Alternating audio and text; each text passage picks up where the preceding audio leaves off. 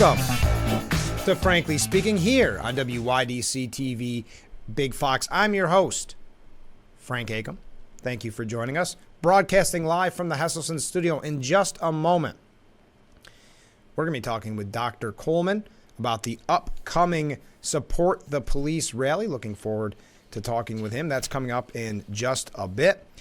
Okay, yesterday, and by the way, I did receive a text on this. Yesterday, we brought you the issue of what's happening in Steuben County with the sheriff's office.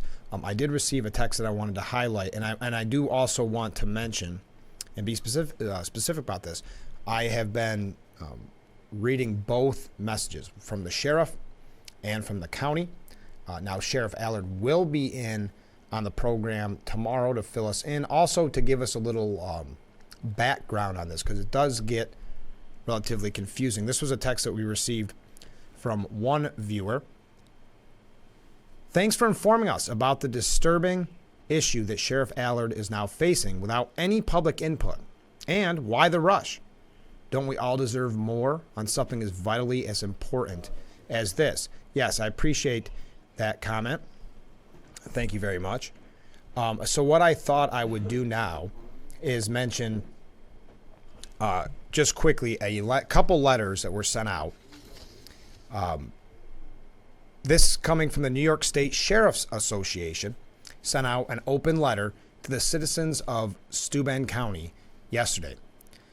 This is Peter Koe, I hope I'm pronouncing that right, Kehoe, the executive director. The office of sheriff in New York is unique, for the sheriff is the only law enforcement officer who is not appointed by some other politician. The sheriff is chosen by the people and answer only to the people. He is the people's lawman. That was the genius of the framers of our state constitution, an independent law enforcement officer who answers only to the citizens, not to the politicians. You have seen many recent examples where the sheriff in New York have been able to speak out strongly against unwise and unconstitutional infringements on the rights of our citizens, when other law enforcement officers have had to remain silent so as to not upset their political bosses. Of course, the sheriff's independence does not always sit well with the politicians who think the sheriff should answer to them, not to you. You are witnessing an example of that in Steuben County right now. Certain members of our county legislature think that they should run the sheriff's office rather than the men you elected to run it.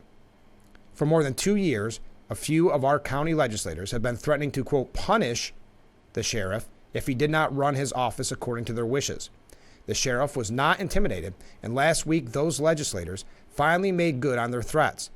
They passed a resolution making the sheriff personally liable, right? For any damages arising out of the official acts of the sheriff or his staff. While every other public officer, including themselves, rightly remains protected from such personal liability. At the same time, they also demand that the sheriff buy a liability insurance policy for up to $3 million, something no other public officer, including themselves, is required to do. And if he fails to buy the insurance immediately, they say they will suspend the sheriff that you in all capitalization, you elected, from performing the duties of his office, as well as suspend his pay. Of course, those actions by those legislature are illegal. The sheriff is challenging them in court, and a Supreme Court judge has granted a temporary restraining order against them. What the citizens of Steuben County need to know is that the sheriff is fighting these attacks on the independence of the constitutional office of sheriff, not just to protect himself and his family from this unjust imposition of personal liability. He is fighting them for you, to preserve your right to choose who will run our country's law enforcement agency. The sheriff you elected to do the job rather than some random group of politicians who really know nothing about doing that job. We hope you will support your sheriff in this fight.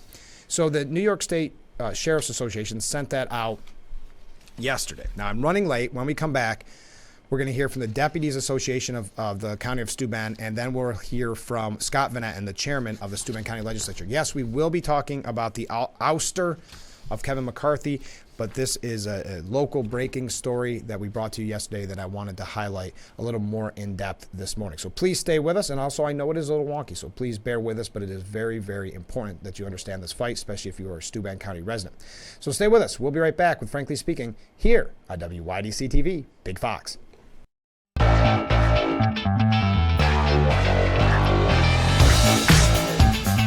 We are back with Frankly Speaking here on WYDC TV Big Fox. If you're just joining us, we're giving you an update on a story that we brought to you yesterday about Steuben County and the Sheriff's Office, the legislature and the Sheriff's Office. The Deputies Association of the County of Steuben released a letter yesterday saying the Deputies Association of the County of Steuben represents the sworn law enforcement members of the Steuben County Sheriff's Office, including deputy sheriffs, investigators, lieutenants, and sergeants.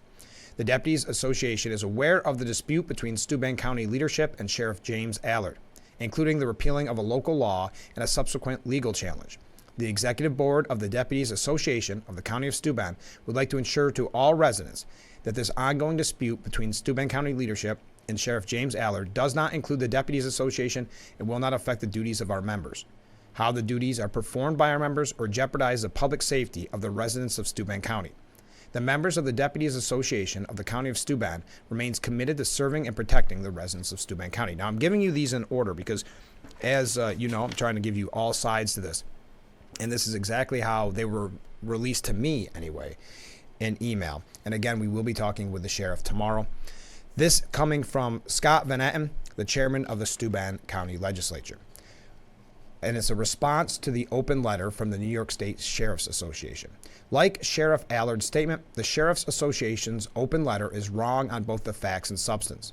In no time has any member of the legislature or county government threatened to punish Sheriff Allard, as stated in the letter. New York state law, by default, does not provide a sheriff with indemnification. That's a tough word, indemnification. It requires an act of the county legislature to do so. The recent action of rescinding this local law merely requires Sheriff Allard to obtain liability insurance at levels consistent with industry standards as authorized by state law. Interestingly, it should be noted that counsel for the Sheriff's Association has previously, in writing, agreed that New York state law excludes sheriffs from automatic indemnification provided to other county officials.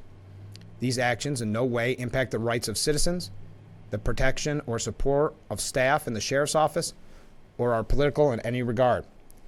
The constant accusation that a few legislators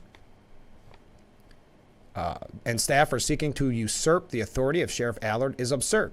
The sheriff has the ability to run his department as an independently elected official within the means of appropriate state laws and county policies. What has merely been required is that Steuben County policy regarding harassment and discrimination is adhered to by the sheriff to ensure that all Steuben County employees, which includes those employed in his department, are provided with the independent means of having their harassment and discrimination claims investigated. So I know that was a lot to take in. I know it's not the easiest in the world to have someone just read a letter to you, and that's why we're going to have the sheriff on tomorrow's program to fill us in. But coming up in just a moment, we're going to be talking with Dr. Coleman. So stay with us, and I promise you, we'll be talking about the ouster of Kevin McCarthy in just a little bit. So stay with us. This is Frankly Speaking on WYDC TV, Big Fox.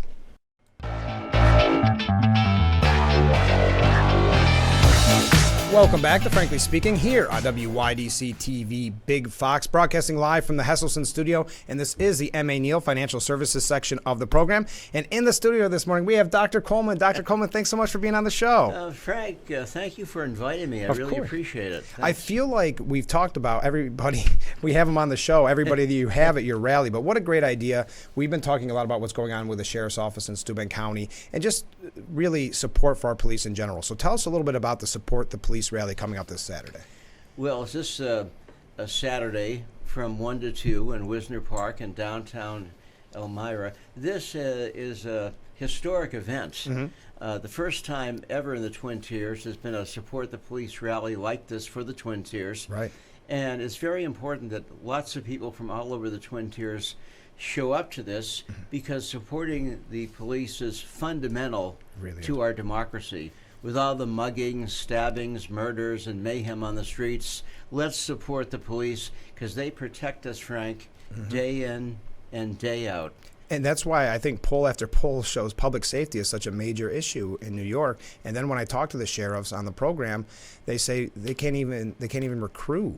You know, it's so difficult because they don't feel like the people that would normally get involved, don't feel as if there's the support there, I suppose. Yeah, what happens, Frank, is 99.99% of the time, the police do great things. Exactly. But you don't hear about it. Then one thing negative happens with a bad cop, and it's all over the newspapers, all over the TV, and the police are smeared. It is time to stop this foolishness and support the men and women who protect our democracy. I couldn't agree more. And obviously, you have a lot of support behind the rally because just your lineup is amazing. It's a who's who. How do you get this many people? Well, because people in this community support the police, and they really want to jump on this opportunity to be at the rally, speak at the rally. We have people from government, we have religious leaders, we have sheriffs, we have chiefs of police. My goodness, in terms of chiefs of police, we have Elmira Heights. We have Corning. Yeah, Corning is I going know. to be there. It's going to be wonderful to have all these great folks speaking at the rally. And again, the chiefs of police, Elmira Heights, Corning, Horseheads Village will be there. It's a That's great. cavalcade Yeah. of law enforcement talent at this thing this Saturday, 1 to 2 at Wisdom Park in downtown Elmira. And I'm so pleased. Again, this is an historic event, and I want folks to come. I want people, families to come. Parents, bring your kids Yes. to develop respect for the police and what they do. And I also love the fact that the Support the Police rally falls on what is nationally known as Faith and Blue Weekend. I wasn't even aware of that. Yeah, and this was a coincidence. When I first talked to Sheriff Schramm about this, I'm proud to be sponsoring this, co-sponsoring this with Sheriff Schramm. When I first talked about this, he said, this is great because this falls on a special weekend. And what's that? He said, Faith and Blue Weekend. What's the chances? Yeah, it just sort of, the stars lined up, it was great. Now, you've done rallies, not specifically for the police, but you've done rallies in the past, correct? Yeah, this is my 5th Unity in the Community rally nice. against violence, to support Ukraine. That's right. To show how we're unified in Corning and Elmira. And the reason for it, Frank, so many times all we hear about is negative, negative, negative. And you know something? Most people, most of the time, they're unified. They're positive. They want positive events. The mayhem is what gets in the news about people in everyday life. This beautiful, outside your studio in East Market Street in Corning, beautiful this morning, a beautiful bench. I parked my car, and it's a beautiful studio, and people are getting ready to send their kids to school, getting ready to go to church on Sunday, all this kind of stuff. Peace. People want peace and tranquility, and that's what unity in the community is all about. And that's why I'm so glad that you could be on the program, because one of the things that I've made really, I guess, important to this program is talking about community. Because when I first started the show 7-8 months ago, there was a poll that came out that showed that people have lost faith in kind of community-based activities and in their local areas, and they're not getting involved. And for whatever the reason is, I don't know what the reason is, but we've tried to make it a point that, this is a beautiful community that we live in. Let's get active again in our community. We can only do it personally, right? We can't fix it nationwide, but you and I, with events like this, can get back to these community engagement, I suppose would be the right word. Yeah, and I don't think people have lost faith in local communities. I think they've lost faith in what's going on in Congress. Oh, yeah. But I think in terms of local communities, people really are wedded to local communities. That's where people grow up. That's where families do their activities. So that's what Unity in the Community is about, bringing people together for the greater good. And hopefully a lot of people don't have too much interactions with their sheriffs and police departments. So this is a great opportunity to actually talk to some of our leaders, not just in the law enforcement community, but also political leaders. Yeah, absolutely. And Mayor Mandel will be there greeting folks on behalf of the city of Elmira. And proud to have Sheriff Allard there. Yes. If you support Sheriff Allard in Stavanger County, come up to the Unity in the Community Support the Police rally on Saturday. Sheriff Allard, Sheriff Schramm, the Elmira Police Chief, the Corning Police Chief. It doesn't get any better than this in terms of representing law enforcement for the greater good and the good of this community and the good of the Twin Tiers. Dr. Coleman, I feel like I'm stealing your rally because I have Allard on tomorrow and I have Mayor Mandel on Friday. Well, that's we're wonderful. We're going to promote the event, though. We're not trying to usurp it. But yes, that's the Unity in the Community rally. Support the police rally, Wisner Park, October 7th, Saturday, 1 till 2. But I just want to reiterate this. I think at a time when the media is so focused on public safety and focused on, sadly, the negative stories, and then we hear about the morale issues in the sheriff's office and morale issues in all various police forces.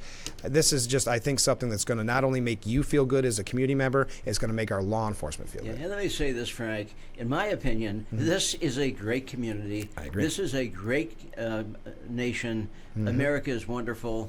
And I'm just so pleased that you and others in the media are shining the spotlight on this historic event this Saturday in downtown Elmira. Just before we go, Dr. Coleman, what should someone know that maybe hasn't attended one of the Unity in the Community rallies? What should they know about the event? What should they bring? Is there anything that they can do to support the event other than attend? No, I think bring a pen and take notes if you want. Sure. Bring your ears and listen. Right. And listen to what these distinguished people have to say. After the rally, there's time to talk to folks, talk to the law enforcement officials, the government officials, and the religious leaders and all of that. Right. We have a Catholic priest that will be there from St. Mary's on the south side. And we'll have a pastor there also from the City of Light Church in Elmira. So we're going to have religious leaders, governmental leaders, law enforcement leaders, all at Wisner Park for this historic event. And hey, you know how you can thank the police? Show up. Yeah, that's right. Show up to this event. And if you see a cop today, Frank, see a cop today, thank them for their service and what they do to protect us all from the barbarians and protect us from mayhem. You're right. Dr. Coleman, thanks so much for being on the show. This was great. Next time you do a rally, can you come on? Absolutely, Frank. This will be my first stop. Yes, absolutely. Okay, perfect. Well, thanks, Dr. Coleman. Thank you. Good luck this weekend. We'll be right back with Frankly Speaking. Stay with us. Thank you again to Dr. Coleman for being on the program during the M.A. Neal Financial Services section of our program. Boy, we got a lot of comments here. First of all, I've heard from a few people now suggesting for Speaker of the House, Jim Jordan. Now, if you're not aware, Kevin McCarthy said he is not going to run again for Speaker of the House. No real surprise there. And we're going to update you on that. But let's look at some of the comments. Glad to see the Supreme Court and sheriff are still working for the people. That's in reference to what we were talking about with Steuben County, in which how appropriate to have Dr. Coleman on to talk about the police, support the police rally, and Sheriff Allard will be there as well as Sheriff Schramm. You heard it during the interview, but I really do appreciate Dr. Coleman coming on. I haven't seen him in a little while, so that was nice. Let's see. I'm not going to read these live on the air. I will read them after the next break, but it's too tough because I've got to make sure that I don't want to just go in blind. Okay, so we're going to talk about Kevin McCarthy here. 8 House Republicans voted to oust him. It worked. Matt Gaetz effectively, well, some have said got the scalp he was looking for. I do tend to agree with Kevin McCarthy's point that a lot of this was done so Matt Gaetz gets more attention. I personally, I can understand why people had issues with Kevin McCarthy. I don't think this was the right choice or the right time for this. That's my personal opinion, though I would like to hear from you. I do, to kind of emphasize my point, we do have articles that show, and you've heard it if you watch the news, chaos is the word that they keep using. Republican chaos. And the media loves opportunities like this to badmouth Republicans, suggest they can't get anything done. And to their point, until there's a speaker, there's a lot that cannot get done that kind of gum up the works. So I think this, unfortunately, played right into the hands one person, and I mean essentially 8 people, but one person with Matt Gaetz effectively turned, the media is never friendly to Republicans, I get it, but gave them a better opportunity and more substance to attack the Republicans. Now, this has got to be so frustrating for McCarthy, and I think he did weigh in on it. But do you realize that House Speaker Kevin McCarthy's, or I guess you should say former House Speaker Kevin McCarthy's, affiliated political groups, PACs that he had, spent millions of dollars electing Republicans who voted to oust him from the speakership? In the last election cycle alone, McCarthy-aligned PACs dropped close to $100,000 supporting the 8 members who opposed him. Referencing this on Tuesday, McCarthy said, "A lot of them I helped get elected, so I probably should have picked someone else." I think he's handled this well, Kevin McCarthy. I think his speech was effective. It was effective, excuse me. Oh, did you see that the, how am I doing on time? That the Capitol, so Nancy Pelosi had a private office in the Capitol still. I'm not really sure the reasoning, maybe because of, being the former speaker. The interim House Speaker, Patrick McHenry, said, "No, you got to vacate by Wednesday," meaning today. McHenry is a close ally to McCarthy. His eviction order was one of the congressman's first acts as the top House lawmaker, because he's House Speaker pro temp. Pelosi was notified of the eviction, first reported by Politico in an email. The email said the former speaker's hideaway was being reassigned for speaker office use. "Please vacate the space tomorrow. The room will be rekeyed," the email said. Just if you're not aware, Capitol hideaways are a mainstay in the Senate, but they're only a luxury for very few House members. I don't know. I just found that very interesting. So back to what Kevin McCarthy said. That's kind of the wonkiness of politics, or the behind the scenes, maybe. I don't want to keep using the term wonky, but the behind the scenes. So Kevin McCarthy said, "I will not run for speaker again. Unfortunately, 4% of our conference can join all the Democrats and dictate who can be the Republican speaker in the House. I don't think that rule is good for the institution, but apparently I'm the only one. I believe I can continue to fight, maybe in a different manner. I will not run for speaker again. I'll have the conference pick somebody else." So who are some of the names being thrown around? As I said, I've received a couple messages. Jim Jordan seems to be very popular. Tom Emmer is one of the lawmakers to watch for in this. Emmer, however, appeared to signal support for Steve Scalise.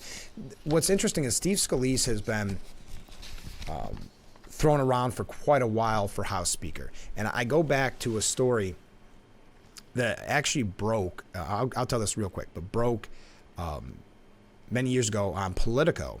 And it happened right here, and it happened to be Big Fox related. What happened, there was a press conference, and Steve Scalise was in town in support of Congressman Tom Reed at the time. And Steve Scalise was asked at the time, this was years ago, if he would challenge Kevin McCarthy for speaker, because a lot of people had signaled they wanted Steve Scalise, and Kevin McCarthy was perhaps the one vying for it the most. So that was asked by then Big Fox reporter Rachel Madej. I remember it because I was at the press conference with the radio station. And the next thing you know, Politico does a big piece that basically said if the race for speaker started, it started in Corning in reference to that question. I always thought that was very interesting, but you think about how long this back and forth has been going on. Kevin McCarthy, Steve Scalise. So I haven't looked at any kind of betting lines or anything, but if I had to set the betting lines, I would put Steve Scalise probably as a favorite as of right now. Some have even thrown around Elise Stefanik. That's not on this list from CNN, but it is CNN, so take it with a grain of salt. But that's an interesting name as well. Kevin Hern, who chairs a conservative group known as the Republican Study Committee, is taking a run for speaker, quote, very seriously. Again, I mentioned Jim Jordan, the chair of the powerful House Judiciary Committee, was previously nominated by conservative hardliners in January during the GOP fight for the speakership. He got at the time, I can't remember the exact number, but it was like around 20, and that went back and forth during that whole fight. And then, of course, Steve Scalise. There is reports out, depending on where you go, reports out that he is already actually working behind the scenes, because it does seem like a long time coming that if it wasn't McCarthy, I would have always predicted it would have been Scalise.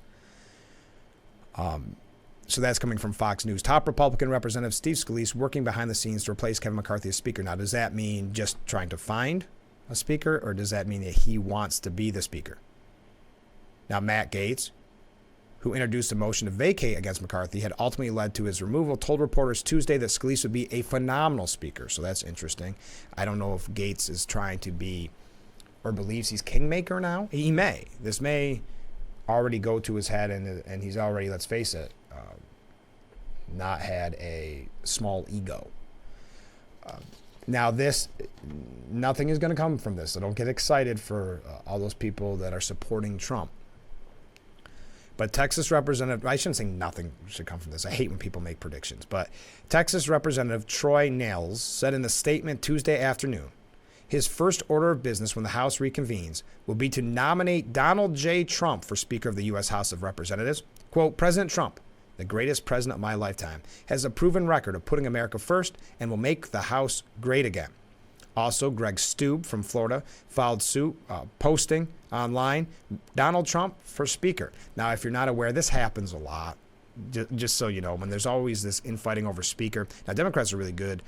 There can be some infighting and there can be some talks about maybe getting rid at the time of a Pelosi, but it never happens. They always end up rallying around the troops. Republicans, clearly, as we see yesterday, not that same way, but there's always these grand ideas. I remember one time when there was this fight, some people saying, well, let's bring back Newt Gingrich. And then, some saying, whoever the front running candidate was, kind of like in this scenario, Trump.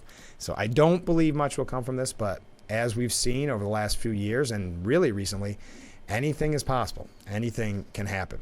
So we're going to take a look at why Matt Gaetz, it's speculated why he did this. We're going to take a look at what some of the political commentary has to say about it from both sides of the aisle. But most importantly, I want to hear from you. What do you think? I know this is a much talked about topic, and that's unfortunate. That's what I don't like, because it plays right into the media's hands that they can trash Republicans, and as we get ready for next year, they can keep throwing around the name calling and nothing gets done, and then they'll blame whatever it is, funding for Ukraine or some financial economic issue. They'll blame on these few weeks or months before we get a new speaker. So I want to hear from you, but we've got to take a break. Stay with us. This is Frankly Speaking here on WYDC TV. Big Fox. We'll be right back. And we are back with Frankly Speaking here on WYDC TV. Big Fox, broadcasting live from the Hesselson studio. I'm your host, Frank Ake. I'm talking about the ousting of Kevin McCarthy. Boy, that was a back and forth, wasn't it? First, it looked like he was safe. Then it obviously became pretty clear quickly that he was not safe. Some are speculating, and Gaetz denies this, but that Gaetz actually, this isn't about any kind of moral ground. It's born from a grudge for refusing his demand that McCarthy intervene in an ongoing House Ethics Committee investigation. Because if you're not familiar, there is a House Ethics Committee investigation into Representative Gaetz. And so McCarthy told CNBC's Squawk Box just hours before he was voted out, quote, he's blaming me for an ethics complaint against him that happened in the last Congress. I have nothing to do with it. Now, Gaetz, who is rumored to be eyeing a run for Florida governor in 2026, is being eyed by the ethics panel over allegations of sexual misconduct, illicit drug use, and campaign finance violations, as well as taking bribes. Many Congress members, including Republicans, mind you, reportedly are eager to expel Gaetz if he is found guilty of wrongdoing, because he has found, and it's pretty fascinating, he's found a way to be kind of a kingmaker in this scenario, to be the fly in the ointment. And now that he's tasted success, I don't see a scenario where it's not more of the same from him. He does like the attention. Now, but I have to give you his side. Matt Gaetz told Laura Ingraham that this is all an urban legend, that he has this grudge. He said nothing but an urban legend. Laura Ingraham asked him specifically, is this for revenge? And he said, that's totally false. I'm the most investigated man in the entire United States Congress. I've been cleared by the FBI, DOJ, the Federal Election Commission. So this is an urban legend. So then, and Laura Ingraham did a good job on this, following up saying, what do you think about people that aren't really happy that you're fundraising off the fact you're doing this? And you're going to hear this word too much. You're going to get sick of it, but sending the House into chaos. Chaos is the word they use, and that's the word the media is jumping on. I'm not blaming Laura Ingraham here, but jumping on to, show a dysfunction in the Republican Party and paint the Republican Party in negative light. People are seeing your fundraisers instantly going out about this. You are raising money. It's chaos right now, said Laura Ingraham. Gates said, yes, if I can get a word in here, I'm the only Republican in the entire United States Congress who takes no lobbyist money and no PAC money. So absolutely, I communicate daily with regular Americans because the only way I'm able to advance my political goals is just regular folks that give me $10, $20, $30. And so I will take no lecture from the likes of people. He loves this grandstanding. He gave a speech very similar to this, but I will take no lecture from the likes of people who do 3 lobbyist fundraisers a day and trade favors in order to get cash from special interests on how I raise my money. And I take deep offense to anyone anyone who wants to criticize the mailman, the active duty service member, the grandmother who believes in me and goes to mattgaetz.com and donate. Do you see how he even was fundraising off of that answer? As a matter of fact, I hope they do that right now. And I'm not sorry for it at all because I won't take the lobbyist and PAC money like every other person does. He does have some plans. You can see it in his speech. Maybe it's Florida governor. I do not know. But I'm asking you, what do you think of this position by Matt Gaetz? Now, McCarthy did lash out on him. I don't know, lash out. That's the term they always use. We'll talk about it when we come back. But did address Matt Gaetz and the others that voted to oust him. Then we're going to take a look at what the New York Post had to say and then some things that CNN had to say. But most importantly, I want to hear what you have to say. So contact me. You see the number on the bottom of the screen. One thing before we go to break, and I'm sorry I forgot to mention this coming in from break. We received such great emails and texts, and I can't thank you enough when you weigh in on whatever it is that we're discussing. We were talking at the beginning of the program about what's going on with the sheriff and the Steuben County Legislature, and we are going to have Sheriff Allard on tomorrow to talk about this. This was a message that we received during break. Thanks for great and neutral reporting on the Allard-Steuben controversy. Not knowing any of the specifics, the statement from the county sounds like weasel words to me.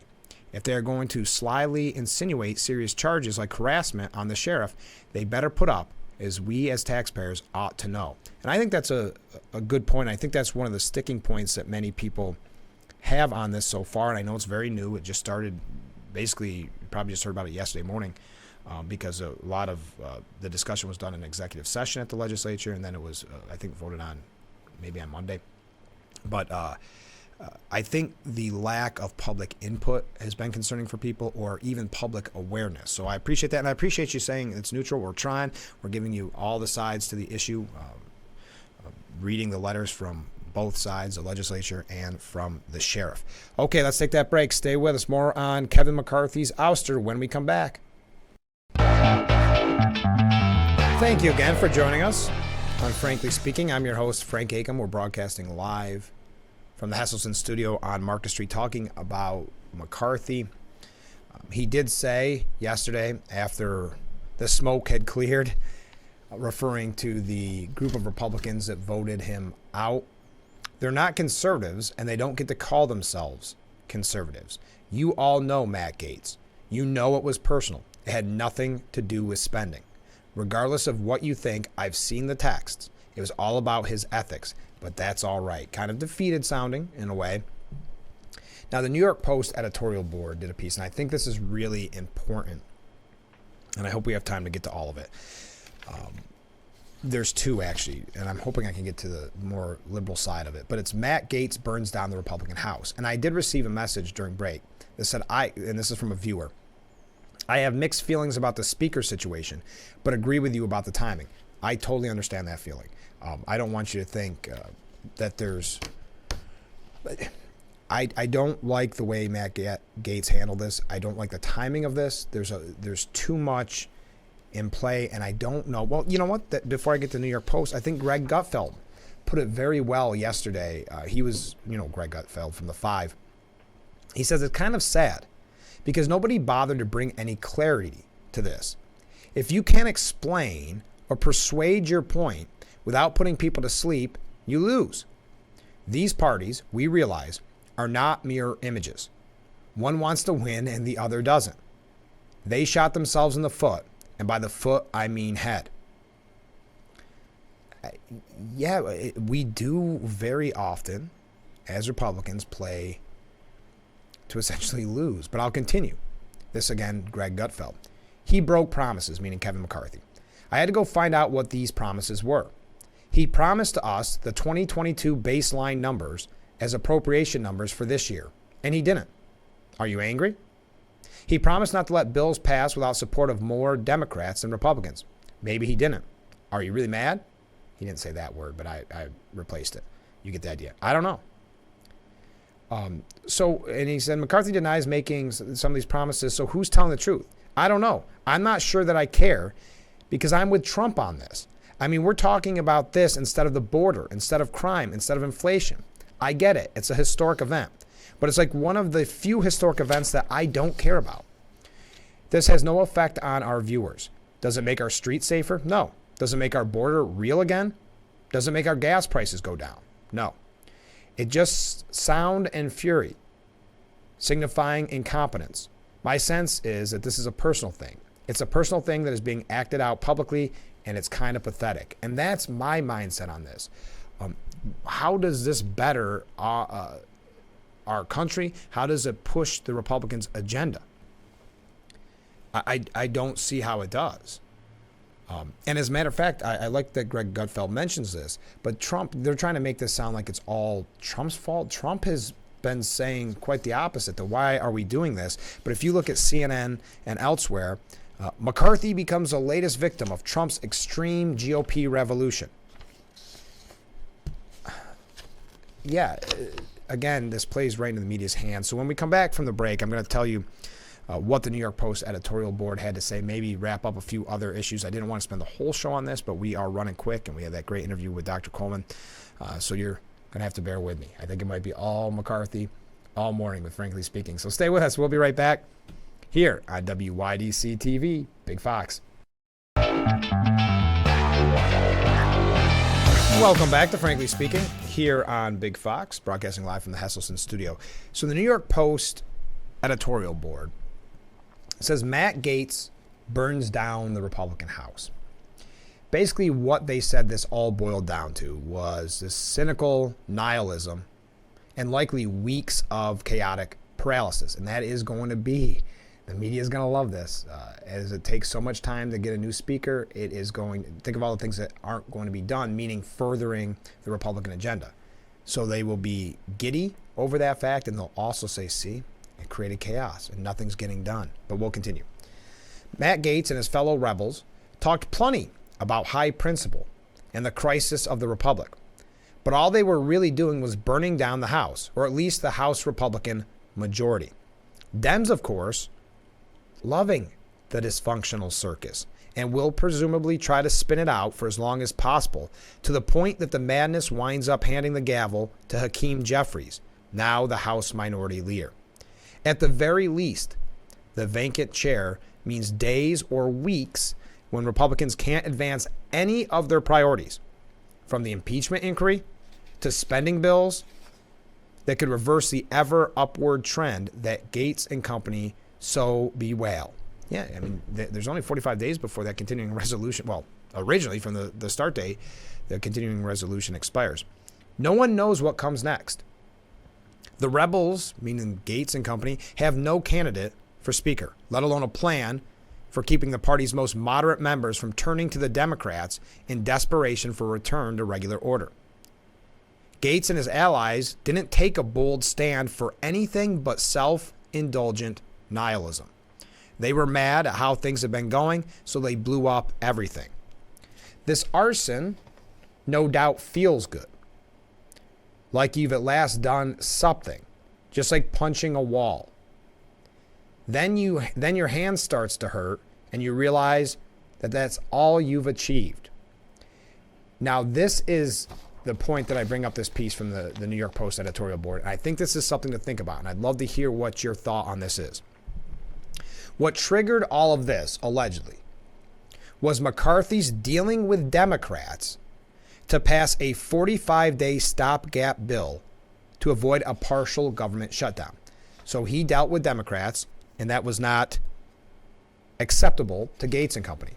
So in retaliation, what did Gates do? In retaliation, Gates himself allied with Democrats to shut down the GOP House. Yes, think of that. I thought that was a very good point. Also in the air, what Republican would even want the Speaker's job, so long as it means being held hostage by Gates and his crew? And I think that is a very, very good point, because Gates now feels, in my opinion, like kingmaker. This bit of history is a farce the first time around, writes the New York Post editorial board. So please weigh in on this. Let me know what you think. You happy about it? You can be happy about it. Maybe you didn't like McCarthy. I just want to read the room. Could it end up being where more moderate Republicans, I don't believe this could happen, but it may, where more moderate Republicans say enough of this chaos, enough of this nonsense. We'll work with the Democrats. We'll get enough votes, and we'll put in Hakeem Jeffries. Think about it. Concerning all the support the Democrats gave, I think it was a bad idea to do this now. That writes a viewer. That comes sent in by a viewer, I should say. Concerning all the support the Democrats gave, I think it was a bad idea to do this now. I agree.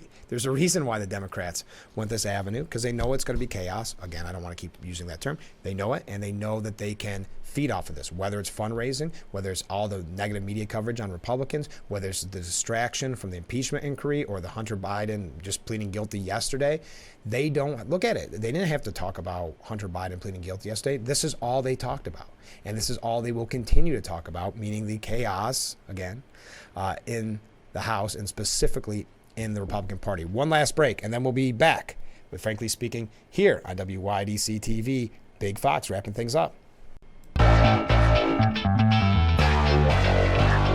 Welcome back to Frankly Speaking here on WYDC TV, Big Fox. I'm your host, Frank Acom. Thank you again for joining us. We just have a couple minutes before we wrap up what has become a very quick show, fun show. Dr. Coleman, everybody weighing in on yesterday's boot of Kevin McCarthy as Speaker. On the left, Jill Filpovich from CNN saying Matt Gaetz broke Kevin McCarthy for sport. As the Republican Party continues, and remember, Trump did not, when he weighed in on this, it was essentially, we've got bigger issues. Why are we doing this? But they're tying it all in with Trump. So not only is it a way to attack Republicans, it's a way to attack the nominee. I mean, this plays right into the media's hands. But as the Republican Party continues its Trump-led descent into the kind of crass and constant drama, usually only found on reality TV, one man has emerged to be the breakout star of this circus. Representative Matt Gaetz of Florida. Yeah, this is a 4-page letter. I'm not going to go through all of it, but Gaetz seems interested in a toxic combination of attention and destruction. That so many in his party are following him and his annihilation mission is yet another confirmation that this is not a party focused on getting things done for the American people. It's a party focused on emulating and grabbing the attention of the reality TV star, former president, who may have permanently broken this country.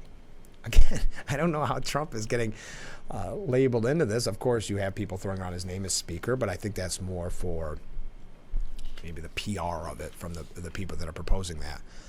Stephen Collinson, another leftist, this is CNN. The headline actually reads, oh, I'm out of time. McCarthy became the latest victim of Trump's extreme GOP revolution.